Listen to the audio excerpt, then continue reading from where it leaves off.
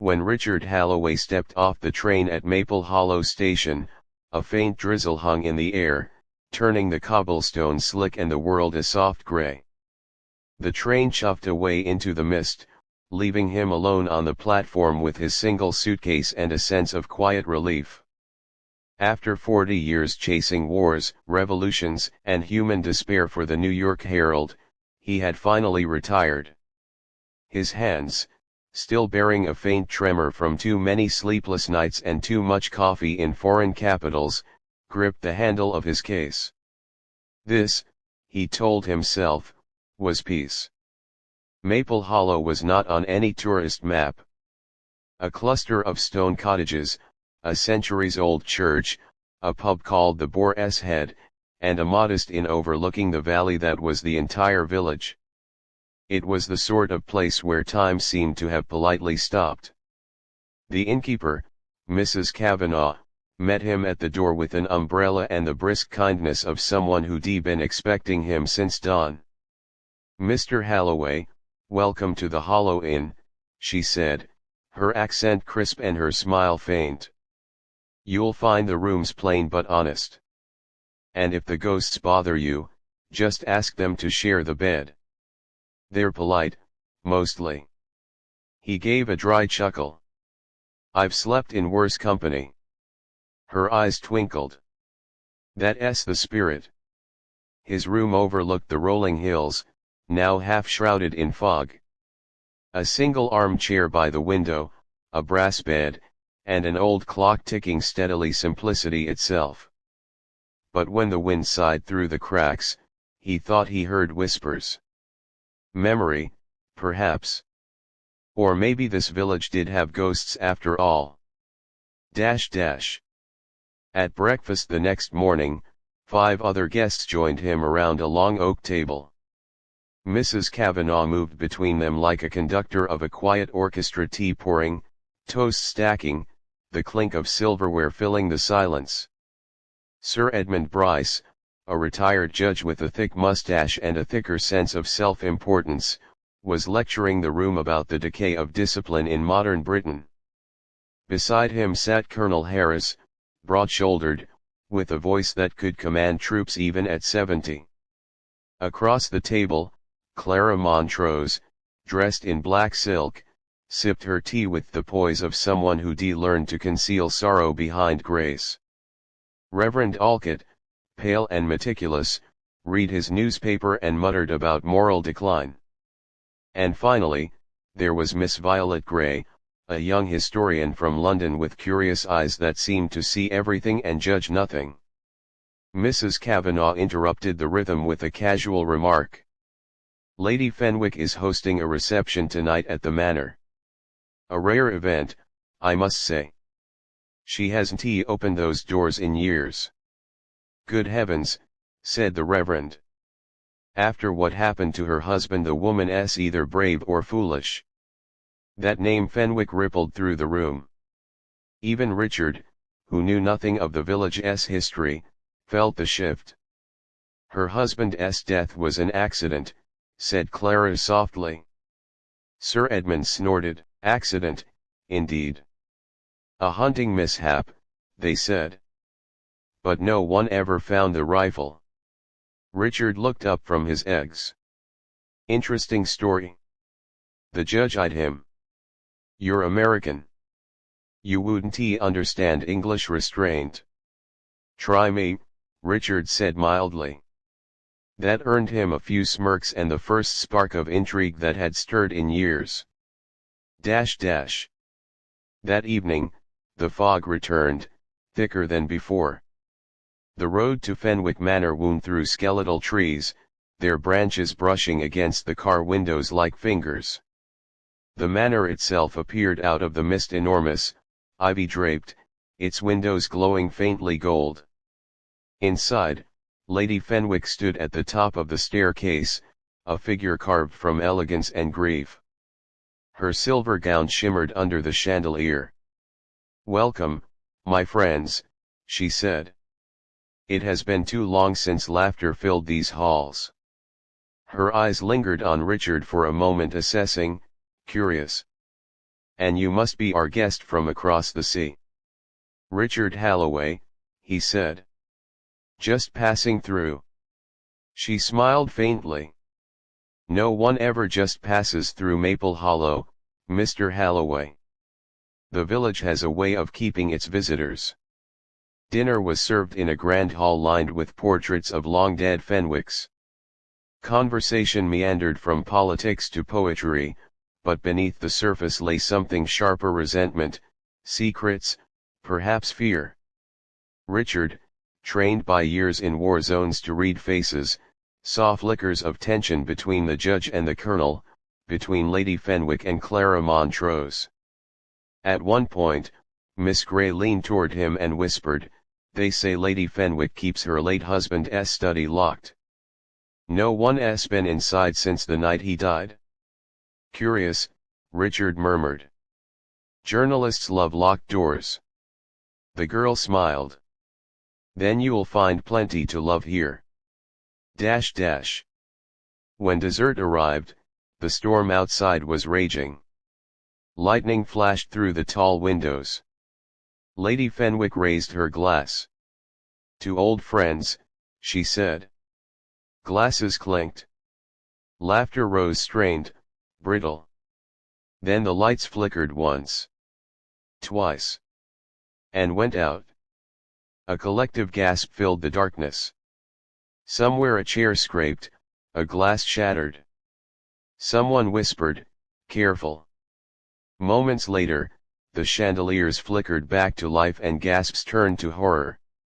Sir Edmund Bryce sat slumped over his plate, his face pale, his hand gripping the tablecloth. The wine glass before him was shattered, its contents soaking into the linen. Lady Fenwick stood motionless. Good heavens! Colonel Harris bent to check a pulse. Then he looked up grimly. "He's dead." The room fell silent, save for the thunder rolling in the distance. Richard rose slowly. "No one should touch anything," he said quietly, the old instincts snapping into place. Lady Fenwick's eyes were steady, though her voice trembled. "You speak as if you've seen this before, Mr. Halloway." He met her gaze. "More times than I'd like to remember." And as the storm howled outside and the guests stared at one another with widening eyes, Richard realized something: whatever peace he'd hoped to find in Maple Hollow had just been buried beneath a corpse. For a long moment, no one moved. The storm battered the windows as if the night itself demanded to be let in. Then Lady Fenwick spoke, her voice unervingly calm. "Colonel, would you be so kind as to close the doors? No one leaves this room until the authorities arrive." Colonel Harris obeyed, his boots echoing across the marble floor. The heavy doors shut with a thud, sealing 12 people inside with a corpse and 1,000 unspoken fears. Richard Halloway, still standing, scanned the table. His reporter's mind clicked into motion: details, faces, gestures. The judge's plate was untouched after dessert, his napkin still folded neatly. His wine glass, however, was cracked clean through. Poison, perhaps, or something else slipped into his drink when the lights went out. Reverend Alcott broke the silence. "This is dreadful. A man of justice felled in our midst. We must pray." "Later, Reverend," said Lady Fenwick coldly. "First, we must be practical." Mrs. Kavanagh, the innkeeper, wrung her hands. "I'll call the constable." "No signal," muttered Miss Grey, holding up her useless phone. "The storm's knocked out the lines." "Then we wait," Lady Fenwick said. "And in the meantime, we do not panic." But panic was already creeping in. Colonel Harris poured himself another drink: brandy, not wine. "I served with the judge in Malaya," he said gruffly. "Stubborn old fool, but he didn't deserve this. Someone's going to answer for it." Clara Montrose's voice shook slightly. Surely it was an accident. The power went out, perhaps he choked or... Richard cut her off gently. People don't choke and then shatter their glass mid-breath, ma'am. She looked away, color draining from her face. Lady Fenwick's eyes flickered toward her. You knew Sir Edmund well, didn't you, Clara? We met, Clara said faintly. Met. Lady Fenwick's tone was like silk drawn over steel. You visited him in London 3 times last winter. Gasps rippled across the table. Clara trembled. He was helping me with my late husband's estate. That's all. Richard filed that away. The war correspondent in him knew the tone of half-truths. An hour passed. The storm eased to a whisper, but the guests dared not leave. Fire crackled faintly in the hearth. The air was thick with fear, resentment, and brandy fumes. Then, somewhere above, a door slammed. Every head turned. Lady Fenwick frowned. The servants were dismissed for the evening. There shouldn't be anyone upstairs. Richard stood. Then we'd better find out who else is in your house. He picked up a candle and motioned to Colonel Harris. The 2 men climbed the staircase, their shadows stretching like giants across the walls. Upstairs, the corridor was lined with portraits. Faces of long-dead Fenwicks watched them with silent disapproval. The wind moaned through a half-open window. A faint creak came from the end of the hall. Harris gestured, military instinct returning. They approached the sound. The last door on the right was slightly ajar. Richard pushed it open. Inside was a study, dust-covered, untouched. Bookshelves lined the walls, a great oak desk sat beneath a veiled portrait. And behind that desk, another door. Richard approached. The handle was cold. Locked. What's this room? He asked. The late Lord Fenwick's study, the colonel replied. They say Lady Fenwick sealed it after his death. Sealed, but not silent, Richard murmured. Someone's been in here recently. He pointed to a candle stub still warm to the touch, wax pooling on the desk. Someone had been here within the hour. When they returned to the hall, the tension had thickened. Clara Montrose was sobbing quietly, Miss Grey sat writing something in her notebook, Reverend Alcott whispered prayers under his breath. Lady Fenwick looked up sharply. Well. Someone's been in your husband's study tonight, Richard said. And they left in a hurry. Her face went pale. That's impossible. The key hasn't left my possession since. But she stopped herself. Since when, Lady Fenwick? Richard pressed. Her voice was almost a whisper. Since the night he died. The colonel exhaled. Bloody hell. It was well past midnight when the constable finally arrived, a stocky man named Inspector Graham, his coat dripping from the rain. He surveyed the scene, took brief statements, and frowned at the chaos. No one leaves the manor, he said firmly. We'll need to search the premises in the morning. For now, keep to your rooms. Richard approached him quietly. Inspector, with respect, the killer's still here. If we all separate, someone else could die. Graham eyed him. And you are? Richard Halloway. Retired journalist. Ah. One of those. The inspector smirked. Leave the detecting to the professionals, sir. But Richard had seen enough crime scenes to know when a man was out of his depth. He said nothing more, but his mind was already assembling pieces, a broken glass, a sealed study, a widow guarding secrets. Sleep was impossible. Around 3 in the morning, Richard rose, lit a candle, and stepped into the corridor. The manor was silent but not still. Old houses breathe, he thought they remember.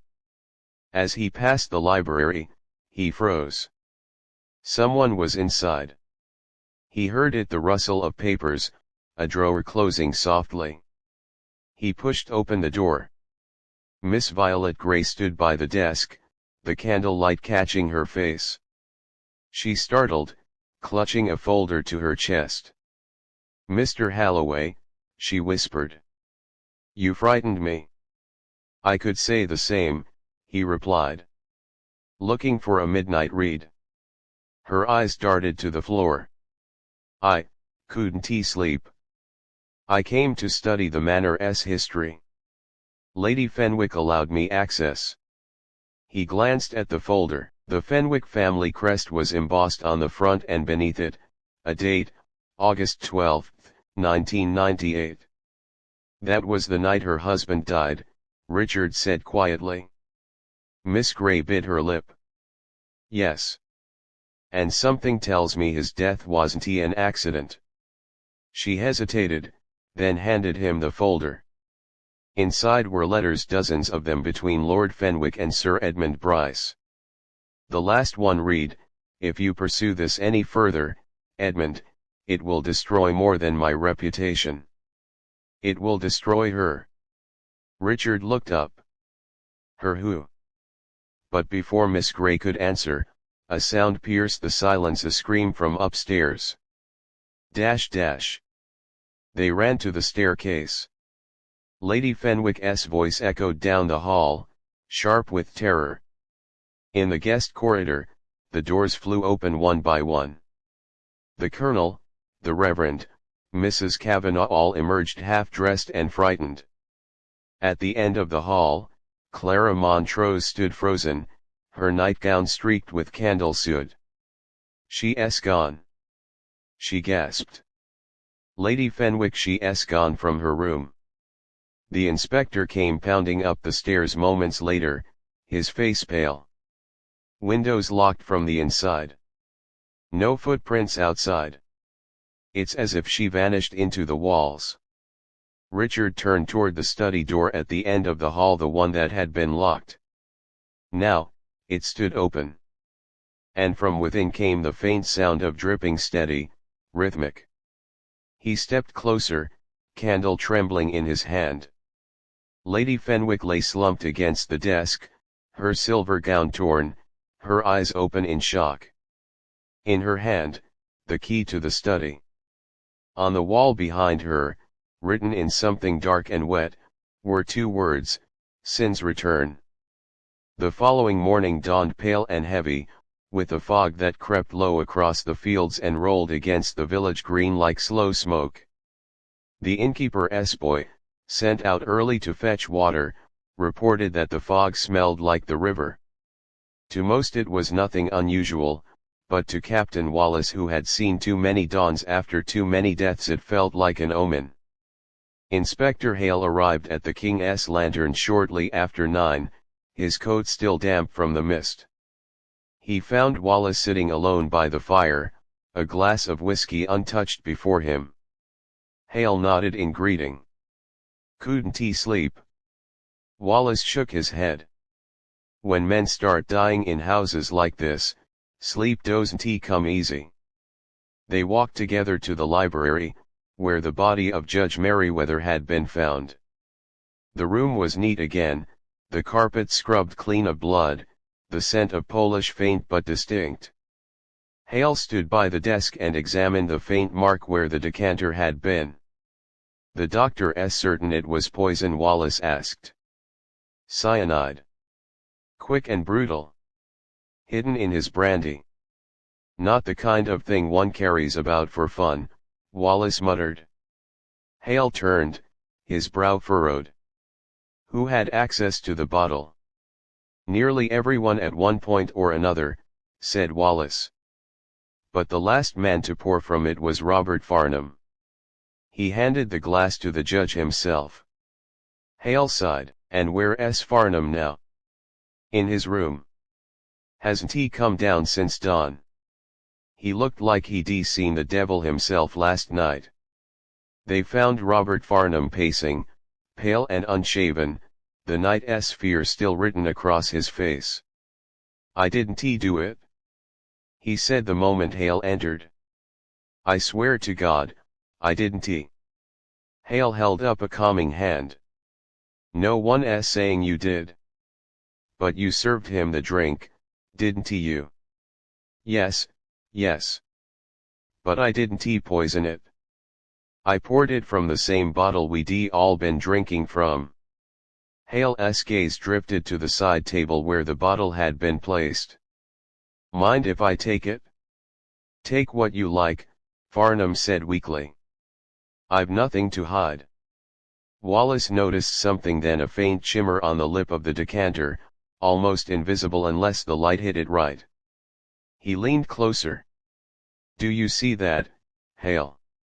The inspector nodded slowly. Residue. He looked at Farnham. Did you clean this? No. I swear, I haven't touched it since last night. Hale glanced at Wallace.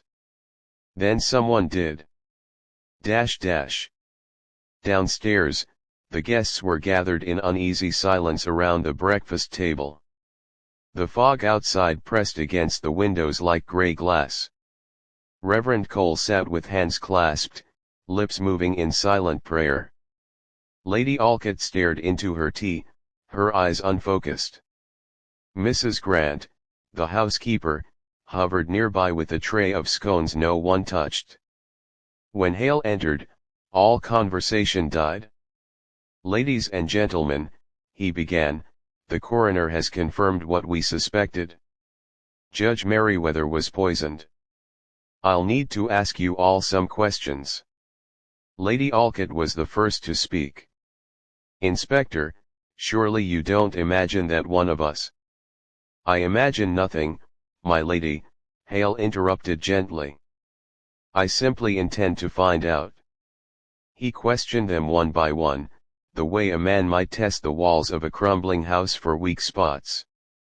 Lady Alcott claimed she'd gone to her RO. By the time dusk settled over Hollowford, the fog had thickened into a ghostly blanket, wrapping the village in silence. The lamps along the main road flickered like tired sentries.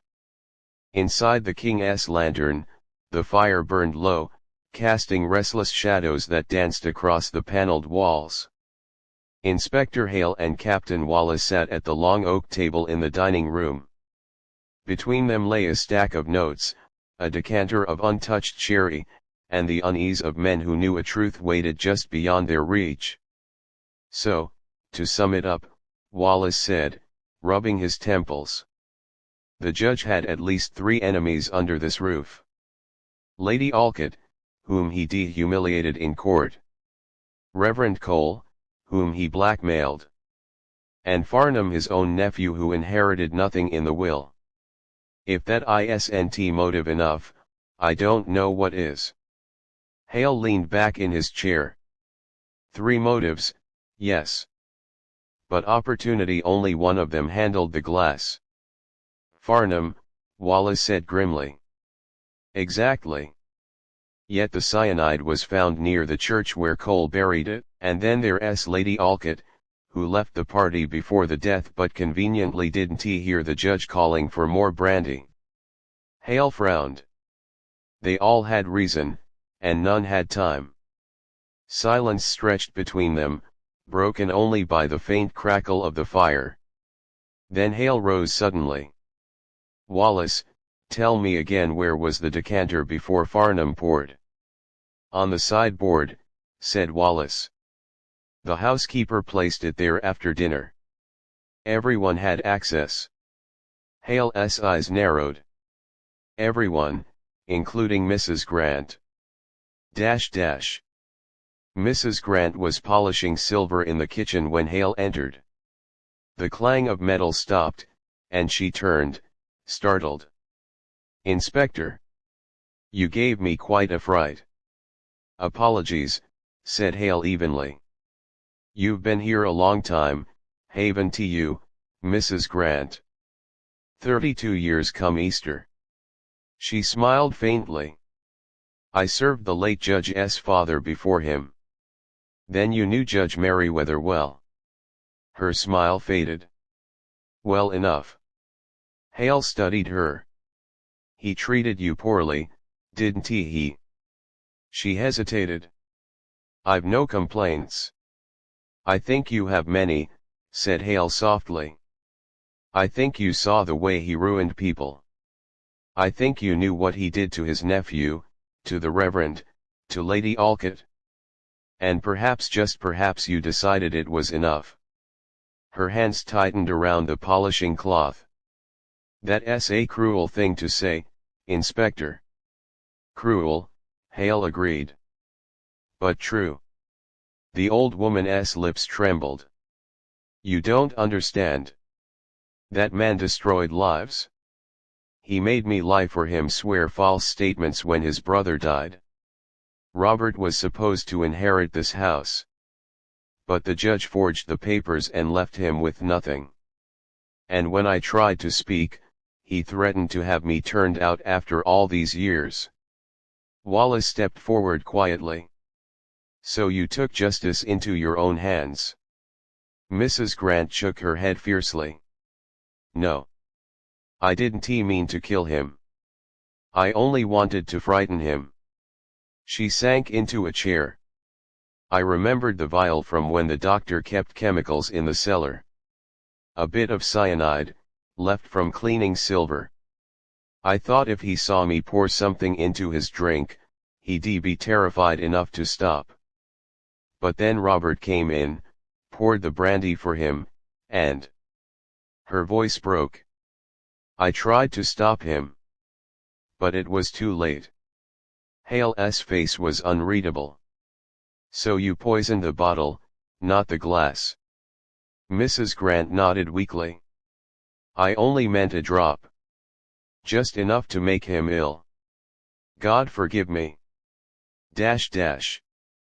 They left her sitting there, trembling, as Hale locked the kitchen door behind him. Wallace exhaled slowly. She confessed. That's it, then. Is it? Hale said. She may have tainted the bottle, but someone else cleaned it? Someone who wanted to erase her trace. Wallace frowned. You mean? The residue we found on the decanter's lip, it wasn't tea polish. It was brandy mixed with fresh wax. Someone sealed it after the fact. Hale walked toward the study, his steps quick. Wallace followed. Who would have reason to clean it? Hale murmured. Not Mrs. Grant. She thought he merely fainted. Not Cole. He panicked and hid the vial. That leaves Lady Alcott, Wallace said. The inspector nodded grimly. Or Robert Farnham. Dash dash. They found Lady Alcott in the drawing room, writing a letter. She looked up as Hale entered. Inspector, must we continue this unpleasantness? I've already told you everything. Perhaps, Hale said, but you haven't told us the truth. She set down her pen, eyes narrowing. What do you mean? You knew the judge was poisoned, said Hale. Before anyone said so. You asked me this morning, was it quick? How would you know it was poison unless you'd seen it done? Her face went pale. That's absurd. Hale pressed on. Mrs. Grant admits to poisoning the bottle, but someone tampered with it afterward. Someone who wanted the guilt to fall elsewhere. You cleaned the decanter after the death, didn't you? Wiped it clean before the doctor arrived. I was tidying, she stammered. Tidying evidence, Hale said coldly. You hated him. He humiliated your husband in court, ruined your name. You saw your chance for revenge. For a long moment, she said nothing. Then, with a strange calm, she reached for her cigarette case. Her hands no longer trembled. "He deserved to die," she said finally. "But I didn't kill him. I only finished what someone else began." She looked up at Hale. "Do you know what true justice is, Inspector? It's when evil men meet their own reflection and can't bear the sight of it." Wallace's voice was low. "You're saying you cleaned the bottle to protect her?" "To protect us all," Lady Alcott replied. "If you had known the truth, the scandal would have destroyed every name in that room. Merryweather's rot ran deep and we all had dirt on our hands." She rose slowly, the fog pressing against the windows behind her. "So write what you will in your reports, Inspector.